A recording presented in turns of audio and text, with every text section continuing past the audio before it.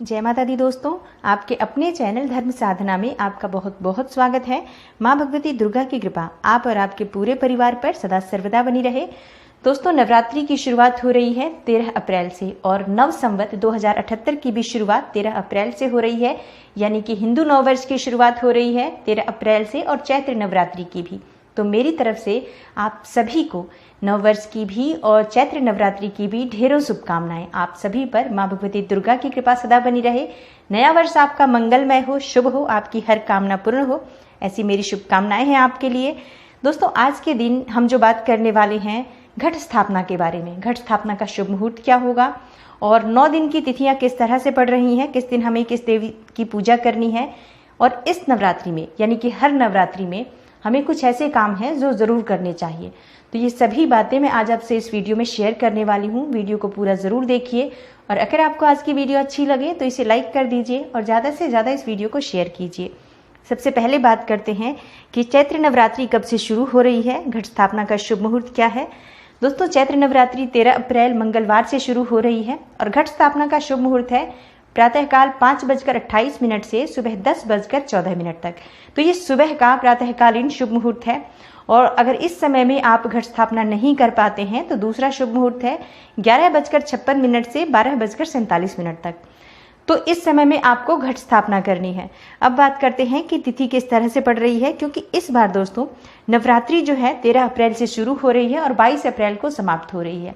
नवरात्रि में एक भी तिथि कम नहीं पड़ रही है। नवरात्रि में हर तिथि एकदम पूर्ण है, जो कि बहुत ही शुभ है। तो पहले दिन यानी कि 13 अप्रैल को माँ शैलपुत्री की पूजा होगी, प्रतिपदा है। आज के दिन हमें घट स्थापना भी करनी है। और 14 अप्रैल को माँ ब्रह्मचारिणी की पूजा होगी, नवरात्रि का दूसरा दिन है। 15 अप्रैल नवरात्रि का तीसरा दिन, माँ चंद्रघंटा की पूजा। 16 अप्रैल को नवरात्रि का चौथा दिन है, माँ कुष्मांडा की पूजा की जाएगी। नवरात्रि का 5वां दिन 17 अप्रैल को है और आज के दिन माँ स्कंद माता की पूजा होगी। 18 अप्रैल को षष्ठी है, जो कि कात्यायनी माँ की पूजा का शुभ दिन माना जाता है। 19 अप्रैल को नवरात्रि की सप्तमी है, माँ कालरात्रि की पूजा आज के दिन की जाती है। और 20 अप्रैल को नवरात्रि की अष्टमी तिथि है, जो कि माँ महागौरी की पूजा का दिन है। 21 अप्रैल नवरात्रि नवमी है, माँ सिद्धिदात्री की भी पूजा होगी। और आज के दिन रामनवमी है, जो कि भगवान राम की पूजा की जाती है। आज के दिन भगवान श्री राम का जन्म हुआ था। आखिरी दिन यानी कि नवरात्रि का पारणा का दिन होगा, नवरात्रि की 10वीं तिथि 22 अप्रैल को। तो इस तरह से इन 9 दिनों में हमें माँ भगवती दुर्गा के अलग अलग स्वरूपों की पूजा करनी होती है, जैसे कि प्रथमम शैलपुत्री च, द्वितीयम ब्रह्मचारिणी, तृतीयम चंद्रघंटेति, कुष्मांडेति, चतुर्थकम पंचमम स्कंदमातेति, षष्ठम कात्यायनीति च, सप्तमम कालरात्रीति, महागौरीति चाष्टमम, नवमम सिद्धिदात्री च, नव दुर्गा प्रकीर्तिता।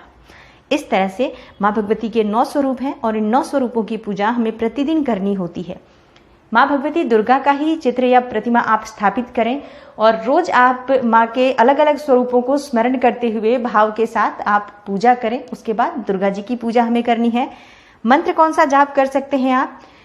महामंत्र होता है नवारण मंत्र, ओम ऐं ह्रीं क्लीं चामुंडाय विच्चे। ये एक ऐसा मंत्र है जिससे आप अपनी कोई भी कामना हो पूर्ण कर सकते हैं। इसे नवरात्रि का माँ भगवती का महामंत्र माना जाता है। तो इस मंत्र के जाप से ही हमारी सभी कामनाएं पूर्ण हो जाती हैं। लेकिन अगर हम अलग अलग मंत्र का जाप करना चाहते हैं तो नवरात्रि के 9 दिनों में मैं रोज की पूजा विधि, प्रतिदिन की पूजा विधि और मंत्र आपको देने वाली हूँ। और भोग प्रसाद जो भी नवरात्रि के पहले दिन से लेकर 9वीं तिथि तक होता है, वो सभी चीज़ें मैं आपको प्रतिदिन देने वाली हूँ। तो आप चैनल से जुड़े रहें ताकि ये सभी जानकारी आपको समय पर प्राप्त हो सके। अब बात करते हैं कि हमें नवरात्रि में कौन से काम हैं जो जरूर करने चाहिए और हर व्यक्ति को करना चाहिए हर नवरात्रि में ये काम। अगर आप हर नवरात्रि पर इस तरह से ये काम करते हैं तो आपके जीवन में माँ भगवती दुर्गा की कृपा सदा बनी रहती है और हर चीज़, कामना आपकी कोई भी हो, भगवती दुर्गा की कृपा से मान प्रतिष्ठा और संतान, धन, हर इच्छा पूर्ण हो जाती है। सभी प्रकार की भौतिक सुख सुविधाओं की प्राप्ति हो जाती है। क्या करना चाहिए? देखिए, नवरात्रि के 9 दिन होते हैं। 9 दिनों में आप किसी भी दिन एक लाल ध्वजा खरीदें और ले जाकर माँ भगवती दुर्गा के मंदिर में अर्पित कर दें। ये उपाय आप अपने घर में भी कर सकते हैं। माँ भगवती दुर्गा के जो आपने घट स्थापना की है, जहाँ पर आपने माँ की चौकी स्थापित की है, वहां पर एक लाल झंडा माँ के चरणों में अर्पित करें। और नवरात्रि के 9वें दिन यानी नवमी के दिन आप ये जो झंडा है अपने घर की छत पर लगा दीजिए। ऐसा सुना है आपने कि किसी के नाम की पताका लहरा रही है, ये बहुत बड़ा शाब्दिक अर्थ होता है कि अगर किसी के नाम की पताका लहरा रही है मतलब उसका नाम, उसका यश, उसकी प्रसिद्धि बोल रही है। तो झंडा अर्पित करने से मान प्रतिष्ठा की वृद्धि होती है, धन की वृद्धि होती है, संतान की वृद्धि होती है, मतलब हर प्रकार की कामना पूर्ण हो जाती है माँ भगवती दुर्गा के मंदिर में झंडा अर्पित करने से। तो मंदिर में भी आप अर्पित कर सकते हैं, अपने घर में भी अर्पित कर सकते हैं, चाहे तो दोनों जगह अर्पित कर सकते हैं।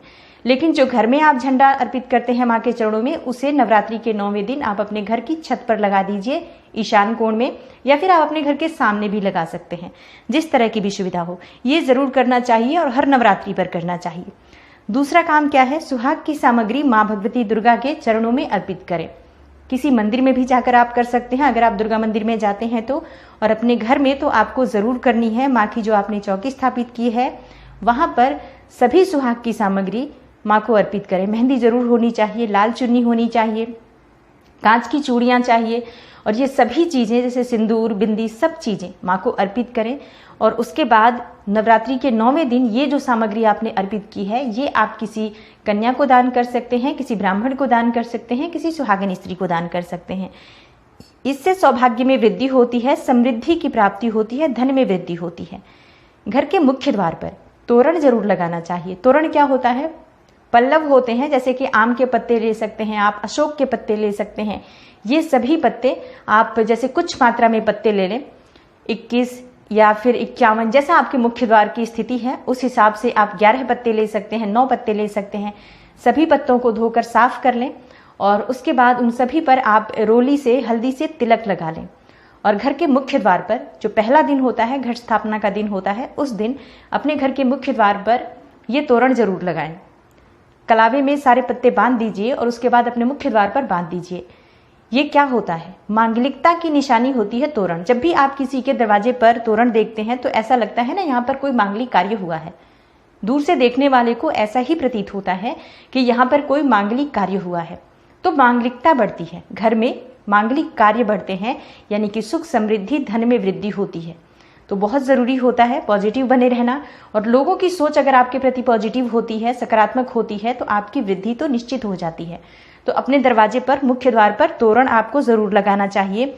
और इसके अलावा ये जो नवरात्रि है, नवरात्रि में सोने या चांदी का सिक्का जरूर खरीदना चाहिए। चांदी का सिक्का खरीद लें, सोने का सिक्का खरीद लें, कोई वस्तु भी खरीद सकते हैं, जैसे कि सोने या चांदी का बना हुआ अगर ओम मिल जाता है, घंटी है, या फिर स्वास्तिक का चिन्ह है, तो इस तरह के चिन्ह या इस तरह की चीजें खरीद कर माँ को अर्पित करें। चांदी या सोने का हाथी भी खरीद सकते हैं आप, जैसे कि अपने सामर्थ्य के अनुसार। तो ये चीजें आप माँ के चरणों में अर्पित करें। और उसके बाद नवरात्रि के 9वें दिन ये जो वस्तु आपने अर्पित की है, 9 दिन आप पूजा करेंगे, प्रार्थना करेंगे, मंत्र जाप करेंगे, ये चीजें अभिमंत्रित हो जाती हैं। मंत्र का प्रभाव, मंत्र की शक्ति इनमें समाहित हो जाती है। और नवरात्रि के 9वें दिन इन्हें लाल कपड़े में बांधकर अपने घर के धन स्थान पर माँ लक्ष्मी स्वरूप मानकर इसे रख दीजिए। इससे धन में वृद्धि होती है, आपके घर से कभी भी धन समाप्त नहीं होता है। पान के पत्ते पर गुलाब का फूल प्रतिदिन जरूर अर्पित करना चाहिए माँ को। इससे आपकी सभी कामनाएं पूर्ण हो जाती हैं और धन में वृद्धि होती है। तो ये जरूर करना चाहिए कि हर रोज एक साफ सुथरा पान का पत्ता लें, ताजा पान का पत्ता होना चाहिए, और उसके ऊपर आपको गुलाब का फूल रखना है, गुड़हल का फूल रखना है, मतलब लाल फूल रखना है हमें। और ये माँ भगवती दुर्गा के चरणों में अर्पित करें। चाहे तो आप ये मंदिर में भी कर सकते हैं, जाते हैं अगर रोज मंदिर तो, या फिर आप अपने घर में भी कर सकते हैं। ये जरूर हमें प्रतिदिन करना चाहिए। और सौभाग्य में वृद्धि चाहते हैं अगर आप, जैसे कि सौभाग्यवती जो महिलाएं हैं, सुहाग की सामग्री हम माँ को अर्पित करते हैं, जो कि हम किसी को दान कर देते हैं या फिर मंदिर में चढ़ाते हैं, तो हम मंदिर में ही छोड़कर आ जाते हैं। अब अपने लिए क्या करना है हमें, कि जैसे सुहाग की सामग्री हमें माँ को अर्पित करनी है, तो एक जोड़ा सुहाग की सामग्री अपने लिए भी अर्पित करें अलग से। जैसे कि चूड़ियाँ ले सकती हैं आप कांच की, और सिंदूर की डिब्बी चाहिए, मेहंदी होनी चाहिए, बिंदी है, नेल पॉलिश है, आलता है, इस तरह की चीज़ें आप सुहाग की सामग्री अर्पित करें माँ के चरणों में, अपने लिए माँ से प्रार्थना करते हुए कि हे माँ भगवती, मेरा सुहाग, मेरा सौभाग्य अखंड रहे, सौभाग्य में और सुख में वृद्धि हो, पति पत्नी के बीच रिश्ते मधुर हों। इस कामना से ये जो सुहाग की सामग्री है मैं आपको अर्पित कर रही हूँ। इसमें आप अपना आशीर्वाद हमें प्रदान कीजिए और नवरात्रि भर आप उसे वहाँ रहने दीजिए। नवरात्रि के 9वें दिन आप उस सभी सुहाग की सामग्री को उठा लीजिए और इस सुहाग की सामग्री का प्रयोग आप स्वयं कर सकती हैं अपने लिए। वो सिंदूर, वो बिंदी, ये चूड़ियाँ, ये सभी चीज़ों का प्रयोग आप स्वयं अपने लिए करें। इससे सौभाग्य में वृद्धि होती है, सुख में वृद्धि होती है। तो इस तरह से आपको अपने लिए भी सुहाग की सामग्री हर नवरात्रि पर जरूर चढ़ानी चाहिए। जो सिंदूर आप माँ को अर्पित कर रही हैं, सुहाग की सामग्री जो आपने अपने लिए अर्पित की है, इसमें जो सिंदूर अर्पित कर रही हैं, ये सिंदूर आप अपनी उस डिब्बी में डाल सकती हैं जहां आप सिंदूर, जो मुख्य सिंदूर रखते हैं, जिसे हम कभी कभी प्रयोग करते हैं, तो उस सिंदूर की डिब्बी में ये सिंदूर आप डाल सकती हैं और इसका प्रयोग आप कर सकती हैं। घर के मुख्य द्वार पर दोनों तरफ रोली से स्वास्तिक जरूर बनाना चाहिए। नवरात्रि में पहले दिन ही, प्रतिपदा तिथि के दिन जब कलश की स्थापना कर रहे हैं और पूजा कर रहे हैं, उसके बाद थोड़ा सा रोली लें और या फिर हल्दी भी ले सकते हैं। रोली या हल्दी से स्वास्तिक का चिन्ह बनाएं मुख्य द्वार पर दोनों तरफ से, ये जरूर करना चाहिए। इससे घर में शुभता बनी रहती है, लक्ष्मी की प्राप्ति होती है। जब आप सुबह शाम दीपक जलाते हैं तो इस बात का ध्यान रखें कि उसमें 4 लौंग जरूर डाल दें। लौंग फूल वाले होने चाहिए। ये आपके जीवन में, आपके घर में अगर किसी भी तरह की नकारात्मक ऊर्जा है उसे दूर करते हैं, सकारात्मक ऊर्जा की वृद्धि होती है और हर तरह से आपके जीवन में सकारात्मकता बनी रहती है, धन और समृद्धि की वृद्धि होती है। तो प्रतिदिन जब आप सुबह शाम दीपक जलाते हैं तो उसमें लौंग जरूर डालनी चाहिए। 4 लौंग डाल दीजिए सुबह शाम दोनों समय और फिर आप उसको पूरे घर में, उसकी अगर उस दिए को घुमा देते हैं तो पूरे घर से नकारात्मक ऊर्जा समाप्त हो जाती है। धन प्राप्ति के लिए विशेष उपाय इसमें क्या करना चाहिए? देखिए, वैसे तो जो मैंने पहले आपको बताया, ओम ऐं ह्रीं क्लीं चामुंडाय विच्चे नमः, इस मंत्र का जाप अगर आप नवरात्रि में करते हैं तो सर्वश्रेष्ठ है। सर्व कामना सिद्धि हेतु ये मंत्र जब किया जाता है, हर कामना इससे पूर्ण हो जाती है। लेकिन माँ भगवती लक्ष्मी की आराधना अलग से हमें जरूर करनी चाहिए। इसके लिए, धन प्राप्ति के लिए आपको चाहिए कि नवरात्रि के समय में श्री सूक्त का पाठ आप प्रतिदिन जरूर कर लें। जैसे पूजा आप माँ भगवती दुर्गा की कर रही हैं, मंत्र जाप कर रहे हैं, उसके अलावा श्री सूक्त का पाठ भी आपको जरूर करना चाहिए। और अगर कर नहीं सकते हैं तो आप सुन लीजिए, इससे भी आपको शुभ फल की प्राप्ति होती है, माँ लक्ष्मी की कृपा होती है। तो ये सभी कार्य ऐसे हैं जो हमें हर नवरात्रि में करना ही चाहिए। इससे हमारे जीवन में कभी भी अभाव नहीं रहता है, ना धन का अभाव रहेगा और ना हमारी कोई भी कामना अपूर्ण रहेगी। तो हर कामनाओं को पूर्ण करने के लिए इस तरह से हमें हर नवरात्रि में तैयारी करनी चाहिए, माँ भगवती दुर्गा की पूजा प्रार्थना करनी चाहिए और ये नवरात्रि आपके जीवन में शुभता लेकर आए, सकारात्मकता लेकर आए, धन की वृद्धि हो आपके जीवन में और माँ भगवती दुर्गा की कृपा आपके ऊपर सदा बनी रहे। नववर्ष की और नवरात्रि की मेरी तरफ से बहुत बहुत शुभकामनाएं। अगर आपको आज की वीडियो अच्छी लगी हो तो इसे लाइक कर दीजिए और ज़्यादा से ज़्यादा इस वीडियो को अपने फैमिली फ्रेंड्स के साथ शेयर कीजिए। चैनल पर पहली बार आए हैं तो चैनल को सब्सक्राइब जरूर कर लीजिए और बेल बटन को प्रेस कर लीजिए। इससे ये होगा कि इस तरह की सभी वीडियोस की नोटिफिकेशन आपको सबसे पहले मिलेगी। मैं मिलती हूँ आपसे अगली वीडियो में, तब तक के लिए नमस्कार।